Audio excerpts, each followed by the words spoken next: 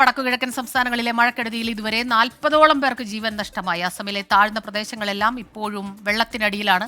മഴക്കെടുതിയിൽ അസമിൽ മാത്രം 17 പേരാണ് മരിച്ചത്. അസമിലെ 22 ജില്ലകളിലും മണ്ണിടിച്ചിലും വെള്ളപ്പൊക്കവും സാരമായി ബാധിച്ചിട്ടുണ്ട്. ബൽറാം നെടുങ്ങാടിയാണ് ചേരുന്നത് ഡൽഹിയിൽ നിന്ന് വിവരങ്ങളുമായി. വടക്കുകിഴക്കൻ സംസ്ഥാനങ്ങളിൽ സിക്കിമിലും അസമിലുമാണ് ഏറ്റവും കൂടുതൽ ഈ മഴക്കെടുതിയുടെ ദുരിതങ്ങൾ ഉണ്ടായത്.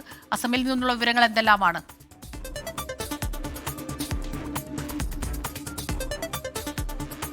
സ്മിത, വടക്കുകിഴക്കൻ സംസ്ഥാനങ്ങളിൽ മഴ ഇപ്പോഴും രൂക്ഷമായി തന്നെ തുടരുന്നു എന്നുള്ളതാണ് നിലവിലുള്ള സാഹചര്യം. സ്മിത സൂചിപ്പിച്ച പോലെ തന്നെ അസം ഒപ്പം തന്നെ സിക്കിം എന്നീ സംസ്ഥാനങ്ങളിലാണ് അതിരൂക്ഷമായ സാഹചര്യമുള്ളത്. അസമിൽ 22 ജില്ലകളിലും വെള്ളം കെട്ട് തുടരുകയാണ്.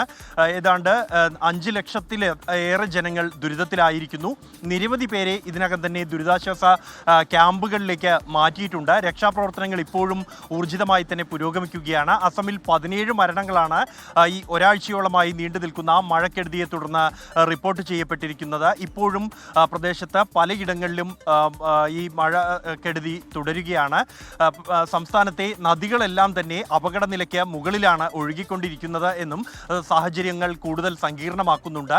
അതേസമയം സിക്കിമിലും ഇപ്പോഴും മണ്ണിടിച്ചിൽ പല മേഖലകളിലുമുണ്ട്. ദേശീയപാതകൾ പലയിടങ്ങളിലായി തകർന്ന സാഹചര്യം ഉണ്ട്. സിക്കിമിൽ ഇപ്പോഴും ഈ സൈനിക ക്യാമ്പിലുണ്ടായ മണ്ണിടിച്ചിലിനെ തുടർന്ന് കാണാതായ ആറ് പേർക്ക് വേണ്ടിയുള്ള തെരച്ചിൽ തുടരുകയാണ്.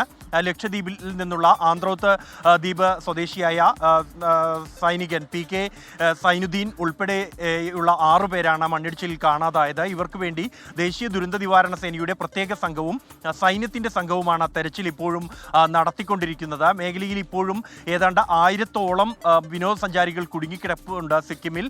ഇവരെ സുരക്ഷിത കേന്ദ്രങ്ങളിലേക്ക് മാറ്റാനുള്ള ശ്രമങ്ങൾ തുടരുന്നു. ഒപ്പം രക്ഷാപ്രവർത്തനങ്ങളും നടന്നു വരികയാണ്. അരുണാചൽ പ്രദേശിലും 11 പേർ ഈ പ്രകൃതിക്ഷോഭത്തിനിടെ മരിച്ചിട്ടുണ്ട്. പ്രദേശത്ത് ഇപ്പോഴും മഴ തുടരുകയാണ്.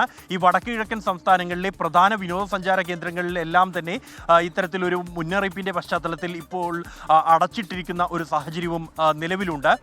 സംസ്ഥാനങ്ങളുമായി കേന്ദ്ര സർക്കാർ സംസാരിക്കുകയും ആവശ്യമായ എല്ലാ സഹായവും നൽകും എന്ന ഉറപ്പ് നൽകുകയും ചെയ്തിട്ടുണ്ട്.